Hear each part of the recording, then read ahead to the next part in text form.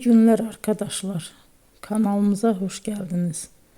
Bugün yine sizler için yepyeni videolarla karşınızdayım. İki başarılı oyuncularımız Elçin Sangu ve Barış Ardus'tan güzel paylaşımlarını sizler için hazırladık.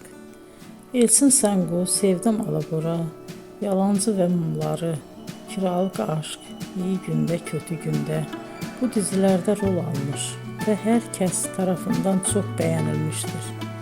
Biz de Elçin Sangu ve Barış Ardus'tan en güzel sempatik fotolarını sizler için hazırladık. Bu karelerin devamını istiyorsanızsa emeğe saygı olarak kanalımıza abone olup yorum yazmayı unutmayın arkadaşlar. Teşekkür ederim.